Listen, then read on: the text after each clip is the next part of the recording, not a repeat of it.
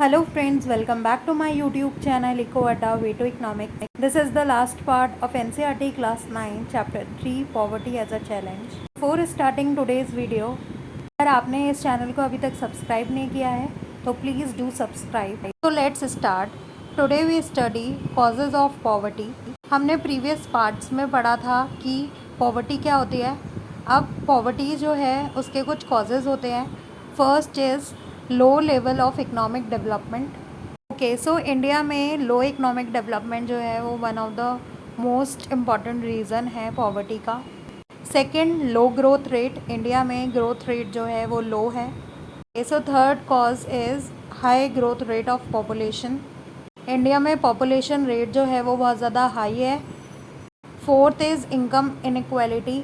Inequality distribution of income है India के अंदर. मेन और वुमेन को अनइक्वल डिस्ट्रीब्यूशन होता है इनकम का. Also it is practice in the weaker section और the richer section of the society. Fifth cause is unequal distribution of land and resources. हर इंसान को इक्वल डिस्ट्रीब्यूशन नहीं है लैंड और रिसोर्सेज का, तो ये भी एक कॉज है पॉवर्टी का. And the last is other social, cultural and economic factors like social obligations. So इसके अंडर ऐसे लोग आते हैं जो ऑलरेडी पॉवर्टी ट्रैप में हैं. फॉर एग्ज़ाम्पल स्मॉल फार्मर्स, उनके पास खुद की कोई सेविंग नहीं होती है तो वो बोरो करते हैं मनी फॉर द सीड्स और वो उस पैसे को भी नहीं चुका पाते हैं तो वो इन डेप्थनेस में फंस जाते हैं. ठीक है, such peoples are considered in the socio cultural and economic factors. Okay, so the next topic is anti poverty measures. Poverty को रिड्यूस करने के लिए और to eliminate poverty, some anti poverty measures are based on the two prongs. First is promotion of economic growth. या तो हम economic growth को high कर दें, रेट ऑफ ग्रोथ जो है इकोनॉमी का उसको हम हाई कर दें. Second is targeted anti poverty programme. ऐसे प्रोग्राम्स को इंट्रोड्यूस करें ताकि पॉवर्टी जो है वो डिक्लाइन हो. The higher growth rate have helped significant in the reduction of poverty. जैसे जैसे ग्रोथ रेट इंक्रीज़ होगा वैसे ही पॉवर्टी जो है वो डिक्लाइन होना यानी रिडक्शन होना पॉवर्टी में स्टार्ट हो जाएगा. Okay, so the next topic is relationship between the economic growth and poverty reduction. कैसे इकोनॉमी की ग्रोथ और पॉवर्टी रिडक्शन आपस में रिलेट करते हैं. So firstly it depends upon the investment of human development. अगर ह्यूमन डेवलपमेंट की ओर ध्यान दिया जाएगा तो ऑफकोर्स पॉवर्टी जो है वो रिड्यूस होना स्टार्ट हो जाएगी. Human development means human capital में पैसा इन्वेस्ट करना, फॉर एग्जांपल एजुकेशन में, हेल्थ केयर में. ठीक है, नेक्स्ट इज़ एनकरेज पीपल. लोगों को एनकरेज करना towards the education and the other factors. Next is investment in education. Education में इन्वेस्ट करना मीन्स ह्यूमन कैपिटल में इन्वेस्ट करना. अगर किसी भी देश की पॉपुलेशन जो है वो एजुकेटेड होगी तो अल्टीमेटली पॉवर्टी डिक्लाइन होना स्टार्ट हो जाएगी. Okay, and last is growth in agriculture. अगर एग्रीकल्चरल ग्रोथ होगी तो ऑफकोर्स इकनॉमी की ग्रोथ होगी और इकनॉमी अगर ग्रोथ होगी तो this will leads in the reduction in poverty. Understood. So here are some anti-poverty programs. First, Mahatma Gandhi National Rural Employment Guarantee Act, which is established in 2005. Its aim is to provide 100 days employment to every citizen. Second, Prime Minister Rozgar Yojana, which was established in 1993.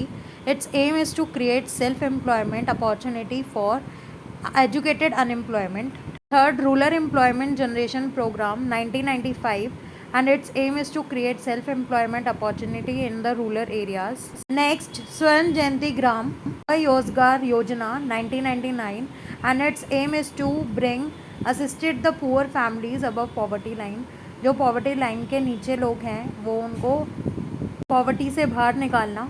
Last, प्रधानमंत्री ग्रामोदय योजना, which was established in 2000, and its aim is to provide some basic facilities like education and health to the poor. Okay, so these are the 5 programs. Next are some full forms. NSSO, National Sample Survey Organization, और जो हमने अभी programmes पढ़े हैं उनकी full forms हैं. ये आप एक बार रीड कर लेना. Understood. Next topic is challenges ahead. Despite all this wide disparities in poverty, are visible in rural and urban areas and among various states. So reduction of poverty तभी reduce हो सकती है when first is high economic growth जो है वो high हो. Next free elementary education 6 to 14 years तक के यानी कि 8th क्लास तक की एजुकेशन जो होती है वो कंपलसरी होनी चाहिए. Next is declining population growth अगर कम होगा तो पॉवर्टी रेट अपने आप कम हो जाएगा. इंक्रीजिंग वुमेन एम्पावरमेंट, अगर वुमेन की ग्रोथ होगी then it will leads to the economic growth.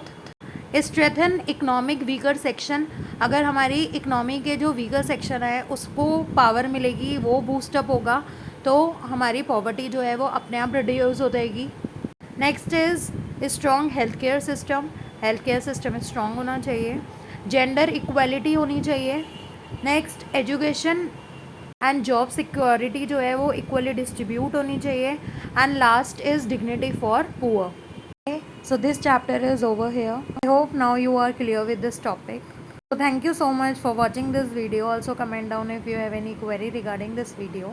And if you like the content and the effort, please like, share and subscribe to my channel. And please don't forget to press the bell icon to get the notification of the upcoming videos. And see you in the next video. Thank you.